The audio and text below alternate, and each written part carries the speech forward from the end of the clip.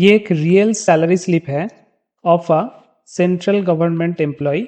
Salary का month क्या है? इसी मंथ का, यानी कि जनवरी 2025। यहाँ पे देखो लिखा हुआ है पेमेंट फॉर द पीरियड 1 जनवरी 2025 से 31 जनवरी 2025। पे लेवल क्या है? पे लेवल है 10, लेकिन उसमें भी आपको देखना पड़ेगा। हम यहाँ पे कैलकुलेट कर रहे हैं बेसिक पे 57,800 रुपीज़ के।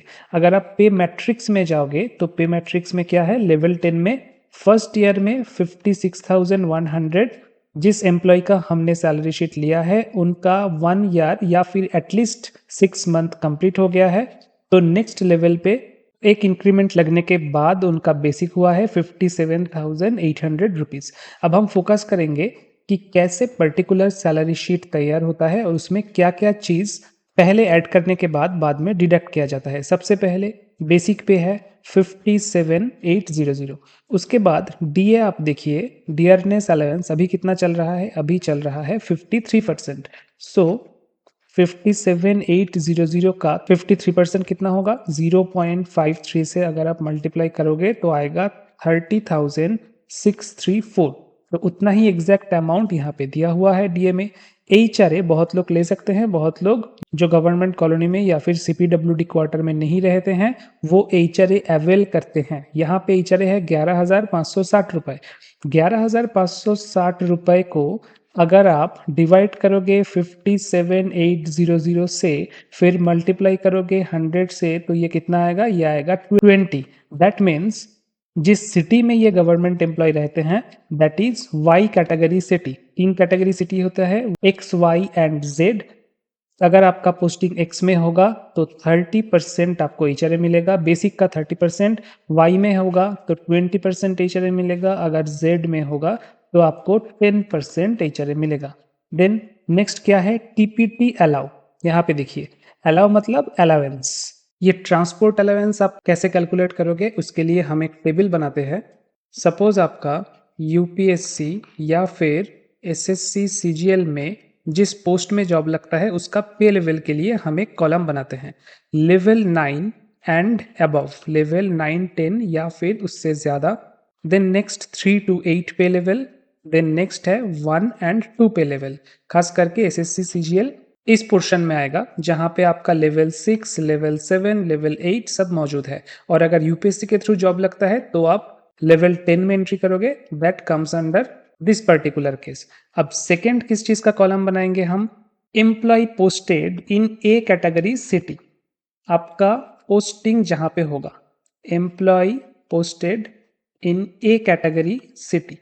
बी कैटेगरी सिटीज का मैं नाम नहीं लिखूंगा, सिर्फ ए कैटेगरी सिटीज का हम नाम लिखेंगे। वहां से आपको पता चल जाएगा कि बी कैटेगरी में कौन कौन सा आएगा। ए कैटेगरी सिटी में सबसे पहले हैदराबाद, और ये सब गवर्नमेंट का जो ऑफिशियल वेबसाइट है वहां से लिया हुआ है, ठीक है, हैदराबाद। देन पटना, अगर पटना में आपका पोस्टिंग होता है that comes also under A category city. Then अगर आपका दिल्ली में पोस्टिंग है तो भी ये A category city. Then Gujarat का अहमदाबाद का पोस्टिंग भी ए कैटेगरी माना जाएगा।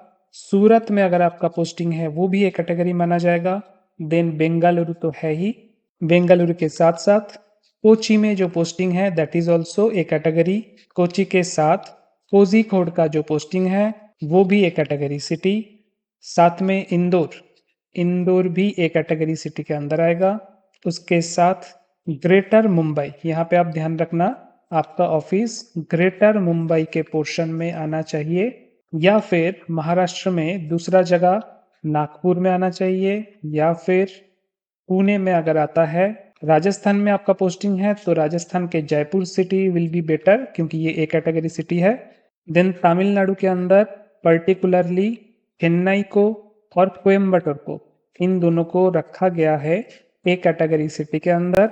गाजियाबाद, उसके बाद कानपुर एंड लखनऊ, उत्तर प्रदेश के ये 3 सिटीज को ए कैटेगरी माना जाता है। एंड वेस्ट बंगाल में सिर्फ कोलकाता इसको ए कैटेगरी माना जाता है। टोटल कितना ए कैटेगरी सिटी हुआ? ए कैटेगरी सिटी हुआ टोटल 19।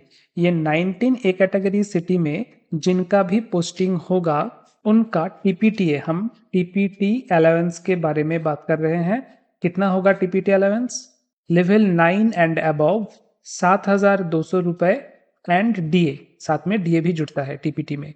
लेवल 3 से 8 के बीच में यानी कि एसएससी सीजीएल के थ्रू जिनका जॉब लगेगा उनके लिए 3600 एंड डीए, और उसके नीचे जिसका जॉब लगेगा उनका 1350 रुपए साथ में डीए, यानी कि लेवल 1 एंड 2 के लिए।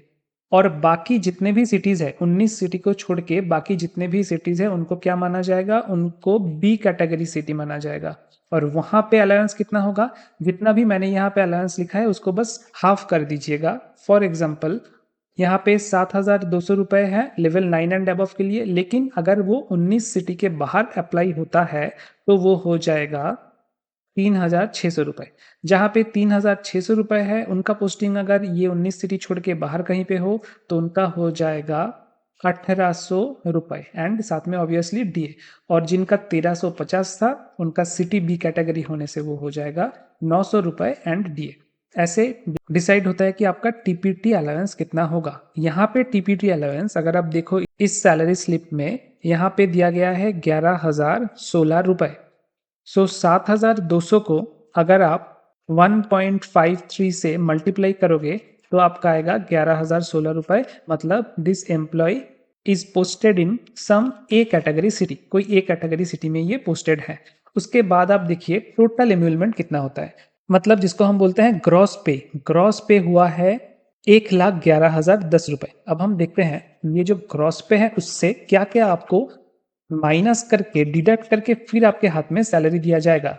बैंक अकाउंट में अभी सब सैलरी लेते हैं, पहले क्या होता था कैश दिया जाता था, डिस्ट्रीब्यूट किया जाता था, और अभी सीधा आपके हाथ में जाएगा। तो डिडक्शन क्या क्या होने के बाद जाएगा, सबसे पहले तो आप अगर एसएससी सीजीएल या यूपीएस के थ्रू आए हो तो आप एनपीएस के अंदर आते हो। एनपीएस मतलब national pension scheme. NPS tyre 1 में, इसको हम बोलते हैं टायर 1, इसमें मैंडेटरी डिडक्शन होता है, मतलब आपके हाथ में कुछ नहीं है, आपका डिडक्ट होगा 10%। और उस डिडक्शन के ऊपर किसका 10%, बेसिक प्लस डीए का। आपका जो बेसिक है और डीए है उसका 10% डिडक्ट होगा, और साथ में गवर्नमेंट का भी कंट्रीब्यूशन आएगा। गवर्नमेंट आपका क्या है, एम्प्लॉयर का कंट्रीब्यूशन, वो भी 14% आएगा। दोनों मिला के एनपीएस में जमा पड़ेगा। फिलहाल हम इस 14% का बात नहीं करेंगे, 10% जो आपके ग्रॉस सैलरी से डिडक्ट होगा उसका बात करेंगे। अब पर्टिकुलर इस एम्प्लॉय के केस में आप देखो बेसिक पे कितना था, बेसिक पे है 57,800। डीए कितना है, डीए है 30,634। टोटल कितना हुआ, टोटल हुआ यहाँ पे 8, यहाँ पे 8, फिर यहाँ पे 434, 88,434। इसका 10% कितना होता है, बस एक पॉइंट आप यहाँ पे ऐड कर दो, 8843.4, मतलब 8843 रुपीज डिडक्शन होगा। देखिए एग्जैक्टली वही डिडक्शन हुआ है, 8844 रुपीज उन्होंने राउंड फिगर कर दिया है। So this deduction is 8844 rupees NPS deduction. दूसरा क्या डिडक्शन होता है, प्रोफेशनल टैक्स। अब प्रोफेशनल टैक्स ये हर एक स्टेट को जाता है। आप चाहे सेंट्रल गवर्नमेंट का एम्प्लॉय हो, चाहे किसी भी डिपार्टमेंट में किसी भी स्टेट में पोस्टेड हो, तो आपका जो प्रोफेशनल टैक्स है वो जाएगा towards state government. State government के कंट्रीब्यूशन में ये जो प्रोफेशनल जाएगा टैक्स, वो भी स्टेट वाइज अलग अलग होता है, वो भी स्टेट वाइज डिफरेंट टैक्स दिया जाता है। आप लगभग मान के रखिए कि आपका सैलरी जो मंथली सैलरी है वो भी ग्रॉस सैलरी, वो 20,000 या फिर 25,000 से ऊपर तो होगा ही। तो 20,000 या फिर 25,000 से ऊपर अगर होगा तो आपका प्रोफेशनल टैक्स 200 रुपए पर मंथ तो जाएगा। ठीक है, कुछ कुछ जगह पे जैसे कि तमिलनाडु या कुछ कुछ सिटी पे अगर आपका 60,000 या 75,000 होता है तो आपका प्रोफेशनल टैक्स 1,000 रुपीज या फिर 1,250 रुपए भी पहुंच जाता है। लेकिन जनरली एक दो सिटी को छोड़ के बाकी सब जगह पे 200 रुपए पर मंथ जाएगा। ठीक है, सो 200 रुपीज यहाँ पे डिडक्शन हुआ है। आप इस जगह पे देखो 200 रुपीज प्रोफेशनल टैक्स ये गया। सेकेंड, सीजीई जीआईएस में 120 रुपए गया है इस एम्प्लॉय का। सीजीई जीआईएस क्या है, central government employee group insurance scheme, इसको आप पहले लिख लो। ये जो स्कीम है इसको शॉर्ट में बोला जाता है सीजीई जीआईएस। तो अगर एसएससी सीजीएल के थ्रू आप ज्वाइन करते हो तो आपका भी सैलरी का पोर्शन यहाँ पे जाएगा कंट्रीब्यूशन। अगर आप लेवल ए का एम्प्लॉय हो, ग्रुप ए का, मतलब आपने यूपीएससी के थ्रू कोई जॉब को अचीव किया है या फिर आपका प्रमोशन हुआ है ग्रुप बी से ग्रुप ए, तो हर महीने जाएगा 120 रुपए।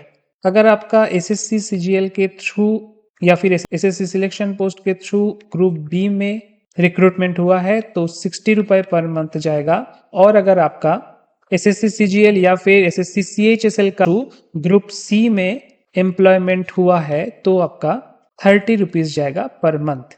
यहाँ पे हम जो सैलरी स्लिप देख रहे हैं, क्योंकि एम्प्लॉय लेवल 10 एंड अबव है, इनका कितना गया है, 120 रुपए गया है। इनका सीजीएचएस गया है 120 रुपीज एक मंथ का। एकदम लास्ट में देखेंगे हम, इनकम टैक्स वाला बीच का जो लाइन है उसको छोड़ देंगे, एकदम लास्ट में जाएंगे हेल्थ एंड एजुकेशन सेस में। हेल्थ एंड एजुकेशन सेस क्या है, 4%। आपका जो भी income tax, personal income tax बन रहा है उसका 4% लिया जाता है। यहाँ पे आप देखिए इनकम टैक्स डिडक्ट कितना किया गया है, 6,500 रुपए। तो 6,500 रुपए को अगर आप 0.04 से मल्टीप्लाई करोगे तो कितना आएगा, इसका 4% 260 रुपीज। आप देखिए लास्ट कॉलम में उसी 260 रुपीज को डिडक्ट किया गया है। तो टोटल डिडक्शन कितना हुआ, टोटल डिडक्शन हुआ 15,924 रुपीज, 15,924 रुपए। और ग्रॉस कितना था, ग्रॉस सैलरी था 1,11,010 रुपए। सो 1,11,010 रुपए से 15,924 रुपए अगर आप घटाओगे तो कितना रहेगा, 95,086 रुपए। तो ये है इन हैंड सैलरी। तो आपका एसएससी सीजीएल या फिर यूपीएससी किसी के थ्रू भी सिलेक्शन अगर हो तो आप कौन सा कंपोनेंट को माइनस करोगे। अब ये हम एक फॉर्मूला बनाते हैं।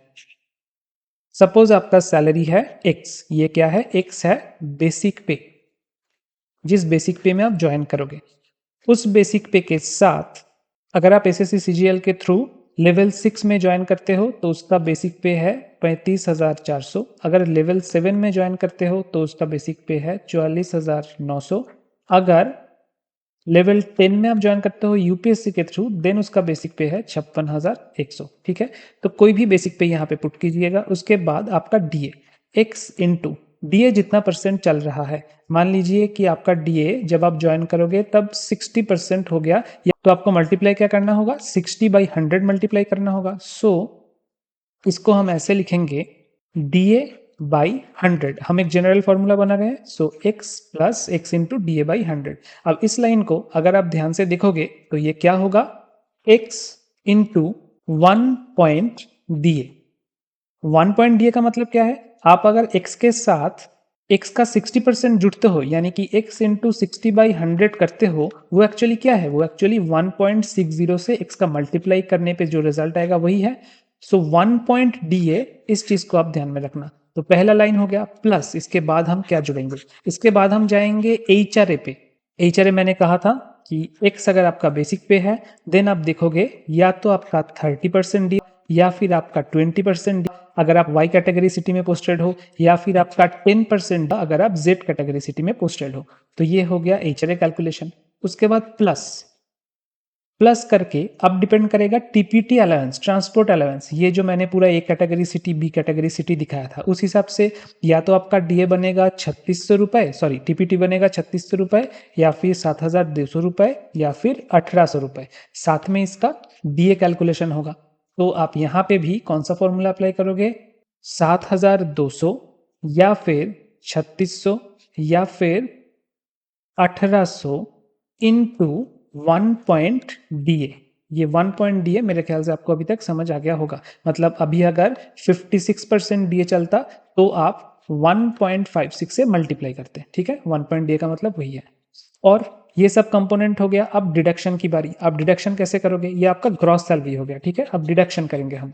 डिडक्शन को हम रेड कलर में दिखाएंगे। डिडक्शन में पहले आएगा CGEGIS। ये मैंने कहा था कि कितना कितना होगा, या तो आपका 120 रुपए घटेगा, या फिर 60 रुपए घटेगा, या फिर 30 रुपए घटेगा। इसके बाद आप क्या घटाओगे, इसके बाद आप घटाओगे प्रोफेशनल टैक्स। प्रोफेशनल टैक्स आप जिस सिटी में पोस्टेड हो उस हिसाब से लगेगा, लेकिन फिर भी आप एक मोटा मोटा मान के चलो 200 रुपए, इससे ज्यादा नहीं होगा प्रोफेशनल टैक्स। तो देखिए हमने क्या क्या घटा दिया। सैलरी स्लिप के मुताबिक प्रोफेशनल टैक्स हमने घटा दिया फिर CGE GIS ये हमने घटा दिया। अब एम्प्लॉय टायर 1 कंट्रीब्यूशन ये आप कैसे घटाओगे? आपका बेसिक प्लस डीए जो भी होगा, बेसिक प्लस डीए जो भी होगा, मतलब ये वाला जो कॉलम मैंने दिखाया था एकदम पहले, यहाँ पे मैं ग्रीन कलर से दिखा रहा हूँ, x इंटू 1.DA, ये करने के बाद आपका जितना आया उसको हम बोल रहे हैं बेसिक प्लस डीए। उस चीज का 10% मतलब 10/100 ये आपको घटाना है। Then next CGHS central government health scheme. अब यहाँ पे एक मजे की बात आप देखो, जो सैलरी शीट है यहाँ पे CGHS का मेंशन नहीं है। CGHS एक बड़ा पोर्शन डिडक्ट होता है जो कि सेंट्रल गवर्नमेंट हेल्थ स्कीम के अंडर रेगुलेटेड है। इस एम्प्लॉय ने, जिनका सैलरी स्लिप मैंने दिखाया, वो CGHS के लिए क्या किया है, ऑप्ट आउट किया है कि मैं CGHS नहीं लूंगा, मैं खुद का मेडिकल इंश्योरेंस बाहर से करूंगा। ऐसा किया जा सकता है ऑफिशियली। तो ऑप्ट आउट करने के बाद इनका CGHS नहीं कटा, लेकिन मेरे ख्याल से ज्यादातर लोग ऑप्ट आउट नहीं करते हैं। उनके लिए क्या होगा, उनके लिए CGHS का टेबल कुछ इस तरीके से है। अगर आप लेवल 1 से लेवल 5 का एम्प्लॉय हो तो आपका हर महीने 250 रुपए कटेगा। अगर आप लेवल 6 का एम्प्लॉय हो तो आपका हर महीने 450 रुपए कटेगा। लेवल 7 टू लेवल 11 का एम्प्लॉय हो तो आपको 650 रुपये देना पड़ेगा। 12 एंड उसके अबव के अगर आप एम्प्लॉय हो तो आपका 1000 रुपये घटेगा हर महीने। ये है CGHS का रूल। ठीक है, हो गया। तो उस हिसाब से आप देख लीजिएगा कि CGHS में आपका कितना कटेगा। मैं मान लेता हूं कि सब लेवल 7 से 11 के बीच में है या फिर 6 में है, क्योंकि देखिए आप SSC CGL के थ्रू लगोगे तो 6 या 7 या 8 में लगोगे, अगर UPSC के थ्रू लगोगे तो 10 में लगोगे। तो सबका कटेगा या तो फिर 450 रुपए या तो फिर 600 रुपए। ठीक है, सॉरी 650 रुपए, या तो फिर 450 या तो फिर 650। ये हो गया CGHS का डिडक्शन। अब नेक्स्ट डिडक्शन कौन सा करेंगे? अब सबसे इंपॉर्टेंट जो पर्सनल इनकम टैक्स होता है, यहाँ पे जो इनकम टैक्स इस एम्प्लॉय का डिडक्ट किया गया है, ये किया गया है 6,500 रुपए। अब इन्होंने किस तरीके से किया, ओल्ड टैक्स रिजाइम में किया या फिर न्यू टैक्स रिजाइम में किया, कैसे किया, ये हम नहीं देखने जाएंगे। हम देखेंगे कि आपका कितना टोटल सैलरी बनेगा ग्रॉस और उसका इनकम टैक्स का कैलकुलेशन कैसा होगा। क्योंकि आप जब जॉब में ज्वाइन करोगे तब आपका न्यू टैक्स रिजाइम आ चुका होगा according to the union budget of 2025। अभी अभी जो बजट घोषित हुआ 2025 का जो यूनियन बजट, उसमें क्या दिया गया था, उसमें दिया गया कि अगर 0 to 4 लाख तक आपका इनकम है तो आपको टैक्स देना पड़ेगा नील। बाकी का मैं यहाँ पे लिख देता हूँ। 4 से 8 लाख तक आपको 5% टैक्स देना पड़ेगा। 20 से 24 लाख का इनकम होगा तो आपको 25% टैक्स देना पड़ेगा। एंड देन फाइनली 24 लाख से ज़्यादा अगर आपका इनकम है तो आपको 30% टैक्स देना पड़ेगा। अब अगर आपका लेवल 6 में एम्प्लॉयमेंट होता है, यानी कि जिसका 35,400 बेसिक, और आपका डीए मान लीजिए चल रहा है 60%, आप कैटेगरी एक्स सिटी में पोस्टेड हो, कैटेगरी ए सिटी भी है, मतलब आपका 30% HRA चल रहा है, मैं सब मैक्सिमम पकड़ रहा हूँ, और आपका जो ट्रांसपोर्ट TPT अलाउंस है वो भी 3600 रुपये प्लस डीए चल रहा है। सब कुछ मिलाने के बाद भी आपका मैक्सिमम जो ईयरली सैलरी है वो जा सकता है 8,76,240 रुपए तक। सिमिलरली अगर आप लेवल 7 का एम्प्लॉय हो, यहाँ पे मैं एक बार दिखाता हूँ कि लेवल वाइज आपका मैक्सिमम सैलरी आप कितना एक्सपेक्ट कर सकते हो और उस हिसाब से टैक्स कितना आपको लगेगा, पर्सनल इनकम टैक्स। तो लेवल 6 में अगर आपका रिक्रूटमेंट होता है तो ईयरली ग्रॉस इनकम 87,6240। अगर आप लेवल 7 या फिर लेवल 8 में, क्योंकि दोनों का बहुत ही कम डिफरेंस है, इसमें आपका रिक्रूटमेंट होता है तो आपका ग्रॉस सैलरी 10,92,840 इतना रुपीज़ तक जा सकता है। और अगर यूपीएससी के थ्रू लेवल 10 में आपका तैनात होता है तो आपका 12 लाख या फिर आप मान लीजिए कि 13 लाख तक सैलरी आपका जा सकता है, 12 लाख या फिर 13 लाख। ओके, तो इन तीनों के केस में सेंट्रल गवर्नमेंट का जो नया बजट आया है 2025, बोला गया है कि -75K यानी कि -75,000 रुपीज स्टैंडर्ड डिडक्शन होगा आपका जितना भी टोटल इनकम है वहां से। तो ये सैलरी स्टैंडर्ड डिडक्शन के बाद कितना बन जाएगा, बिल्कुल 8 लाख के करीब पहुंच जाएगा, 8,01,240 रुपए। ये जो सैलरी मैंने आपको बताया लेवल 7 या लेवल 8 का, ये कितना बन जाएगा, करीब करीब 10,15,000 रुपए आप मान लो, इसके करीब पहुंच जाएगा। और ये सैलरी कहाँ पे पहुंचेगा, तो 11,25,000 रुपए में पहुंच जाएगा। और अगर इसका सैलरी हम मान लेते हैं कि 12,75,000 रुपए है एग्जैक्ट ग्रॉस, तो भी आपका सैलरी कम होके हो जाएगा 12 लाख तक आफ्टर द स्टैंडर्ड डिडक्शन। अगर 13 लाख है तो थोड़ा सा इनकम टैक्स देना पड़ेगा। बाकी ये जो 4 केस मैंने दिखाया, first case, second case, third या फोर्थ केस, इन चारों के केस में इन सब का सैलरी लेस देन 12 लाख है and according to the central governments new union budget इनको टैक्स देना पड़ेगा नील। ठीक है, नील टैक्स देना पड़ेगा अगर 12 लाख से कम हो रहा है तो। और न्यू ज्वाइनिंग के केस में चाहे आप लेवल 6 या फिर 7 या फिर 8 या फिर 10 में भी ज्वाइन कर लीजिए, 12 लाख से ऊपर ग्रॉस जाने का पॉसिबिलिटीज नहीं है। सो इनकम टैक्स का कॉलम हो जाएगा नील।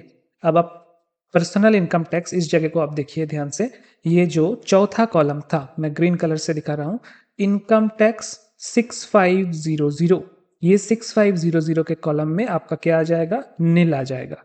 और द लास्ट पोर्शन, ये जो हेल्थ एंड एजुकेशन सेस है, जिसको मैंने कहा था कि कितना परसेंट लिया जाता है, 4%। 4% किसका, आपका जो इनकम टैक्स आएगा उसको हम 0.04 से मल्टीप्लाई कर रहे थे। यहाँ पे जैसे 6500 को 0.04 से मल्टीप्लाई करने के बाद 260 रुपए आया था, इसीलिए उतना हेल्थ एंड एजुकेशन सेस हम बोल रहे थे। तो यहाँ पे अगर आपका टैक्स ही नील हो गया तो सेस भी कितना होगा, सेस भी नील हो जाएगा। तो देखिए आपको क्या देना पड़ेगा। यहाँ पे हम एक बना रहे थे टेबल, इनकम टैक्स यहाँ तक आए थे हम, डिडक्शन में इनकम टैक्स प्लस सेस यहाँ तक आए थे, ये दोनों मिला के क्या हो गया, क्या हो गया आपका नील। तो इसको हम इरेज कर देंगे, इसको हम इरेज कर देंगे और बाकी का हम रखेंगे। अब इस चीज का आप एक स्क्रीनशॉट ले लो, मैं थोड़ा सा साफ कर देता हूँ ये जगह को। आप इसका स्क्रीनशॉट ले लो कि आपको कैसे सैलरी कैलकुलेट करना है। जो ब्लू कलर में लिखा हुआ है वो सब है एडिशन, ये सब है एडिशन। ये एडिशन करने के बाद नीचे जो लिखा हुआ है रेड कलर में, ये सब आप करोगे सब्सट्रैक्ट, सब्सट्रैक्शन। तो एडिशन के बाद सब्सट्रैक्शन करोगे तो हाथ में कितना बचेगा, हाथ में आएगा इन हैंड सैलरी। तो this was the formula for your in hand salary calculation, और वो भी 2025 एंड उसके बाद के लिए। सो आई होप आप सबको समझ में आया है सही तरीके से। Thank you. कोई भी क्वेश्चन हो तो आप कमेंट में पूछ सकते हैं। Thank you and have a nice day.